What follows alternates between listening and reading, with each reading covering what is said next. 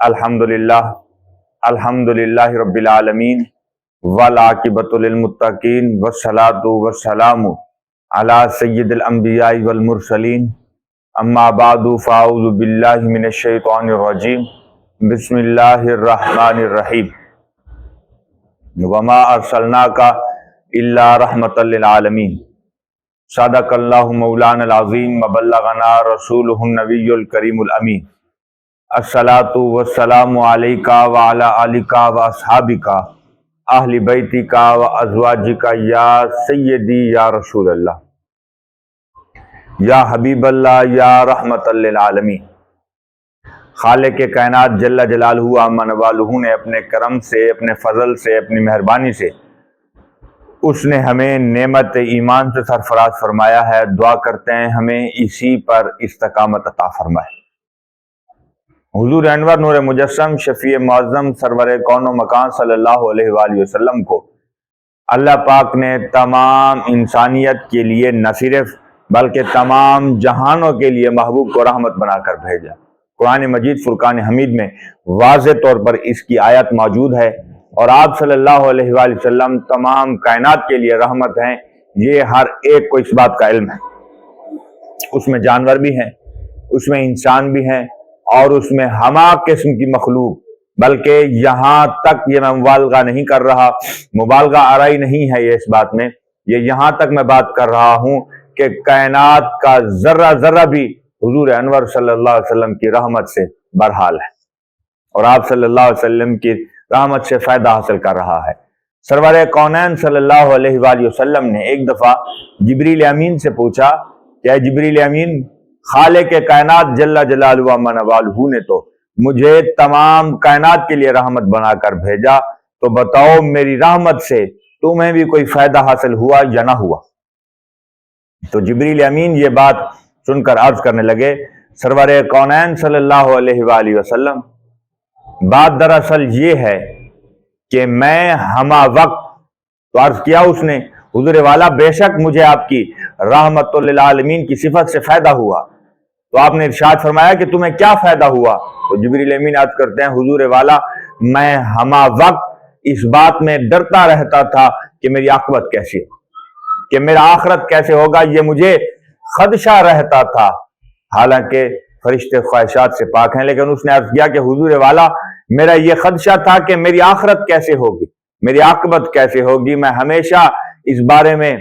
پریشان، یہ آپ کو بات سمجھانے کے لیے عرض کر رہا ہوں کہ وہ کہتے کہ میں پریشان ہوتا تھا کہ میری آخرت کیا ہوگی، حالانکہ فرشتے ان چیزوں سے پاک ہیں۔ تو جب یہ بات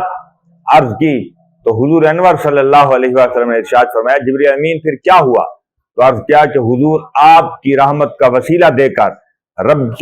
کائنات کے حضور میں نے یہ بات عرض کی کہ محبوب کی رحمت والی صفت کے وسیلے سے کریم مجھ پر ایسا کرم فرما کہ مجھ سے یہ ڈر اٹھا لے۔ تو خالق کے کائنات نے مجھے انعام دیتے ہوئے ارشاد فرمایا کہ محبوب کی رحمت کے وسیلے سے ہم تمہیں آخرت کی عاقبت کی، تمہیں اچھائی اور بھلائی کی نوید سناتے ہیں، اور خوشخبری سنا دی اور کہا کہ تمہاری آخرت بخیر و عافیت ہوگی، تمہاری عاقبت بخیر و عافیت ہوگی۔ یہ کس طرح؟ حضور انور صلی اللہ علیہ وسلم نے ارشاد فرمایا کہ یہ اسی طرح کہ جبریل امین اس وجہ سے رب کے حضور یہ بار بار التجا کرتے تھے کہ مالک میری عاقبت کو اچھا فرما۔ کیوں فرماتے تھے؟ ارشاد فرمایا کہ وہ دیکھ چکے تھے اس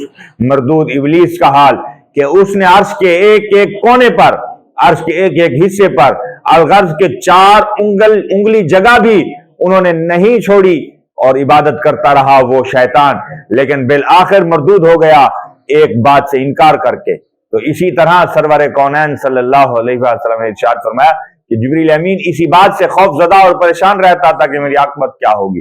تو خالق کے کائنات جل جلالہ عما نوالہ نے آخرت میں امان دینے کا، ان کی عاقبت میں کو امان دینے کا وعدہ فرما دیا۔ جبریل امین حضور انور صلی اللہ علیہ وسلم کے وسیلے سے ایک اور دعا بھی کرتے ہیں۔ جبریل امین